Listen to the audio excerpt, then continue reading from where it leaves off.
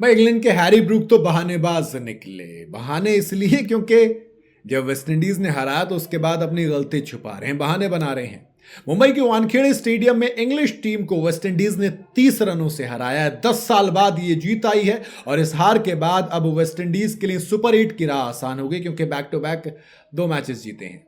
वहीं इस हार के बाद इंग्लिश टीम अब अपने करो या मरो वाली स्टेज में, क्योंकि नेपाल से भी सिर्फ 6 रन के मार्जिन से जीते थे।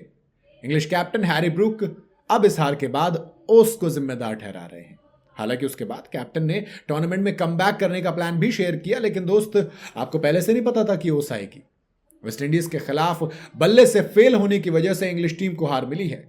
मैच के बाद पोस्ट मैच प्रेजेंटेशन सेरेमनी में इंग्लिश कैप्टन हैरी ब्रूक ने कहा कि हाँ, थोड़ा सा बुरा तो लगने वाला है। जाहिर है भाई, गेम हारना कभी भी अच्छा नहीं होता है, लेकिन वेस्टइंडीज ने बहुत बढ़िया खेला। सबको पता है कि उनके पास कितनी पावर है। 2 बार चैंपियन ऐसे नहीं बने हैं वो। अगर आप अपनी लाइन या लेंथ में थोड़ा सा ऊपर नीचे होंगे तो वो सीधा छक्के के लिए जाते हैं। हाँ, हमने सोचा था कि इसे पक्का चेस किया जा सकता है। 180 मतलब उतना बड़ा टोटल नहीं था। जब 190s में भी आप जाते हैं, 200 भी अब तो चेस होते हैं। हमें उम्मीद थी, लेकिन ऐसा हुआ नहीं। हैरी ब्रूक ने कहा कि ये उतना बॉल बल्ले पर आई नहीं जितनी हम उम्मीद कर रहे थे, और हाँ, हमें लगा कि हमारे पास मौका था। फिर आदिल की बात आई। कहा कि यही वो आदिल रशीद है जिसे हम सब जानते हैं और प्यार करते हैं। उन्होंने सच में बॉल को ऊपर फेंका और उन्हें छक्के के लिए मारने का मौका दिया, लेकिन अपने स्किल और अपनी समझ से वो अपने स्टैट्स कायम रखने में कामयाब रहे और वहां कुछ जरूरी उन्होंने विकेट भी लिए। इंग्लैंड के लिए अब सबसे ज्यादा सेकंड नंबर पर विकेट है। 400 विकेट पूरे कर लिए हैं। इंग्लिश टीम को अभी 2 मैच खेले जहां पर उन्हें दोनों जीतने होंगे, जिसके बारे में बात करते हुए कैप्टन हैरी ब्रूक ने कहा कि ज्यादा अपसेट नहीं हूं, क्योंकि जैसा मैंने 1 मिनट पहले कहा था, हमें लगा कि थोड़ी सी ड्यू आएगी और स्पिनर्स थोड़ा और अच्छा खेलेंगे। मतलब अनफॉर्चुनेटली आज रात ऐसा नहीं हुआ। हम वापस जाकर इस पर सोचेंगे और कुछ दिनों में फिर से खेलेंगे। बिल्कुल, आपको इस खेल में कॉन्फिडेंस होना चाहिए।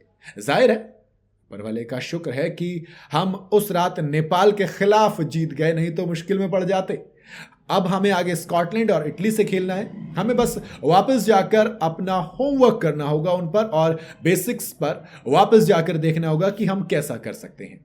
ऑनेस्टली कहूं तो नेपाल ने भी हरा ही दिया था। आखिरी ओवर में सैम करन ने कमाल की बैटिंग की। सिर्फ 4 रन से ये मैच नेपाल हारा। सिर्फ 4 रन से। आखिरी बॉल पर छक्का चाहिए था। सैम करन ने यॉर्कर जिस तरीके से मारी, जोफ्रा आर्चर, जिमी, मतलब सबको कूट दिया था। सबको कूट दिया था।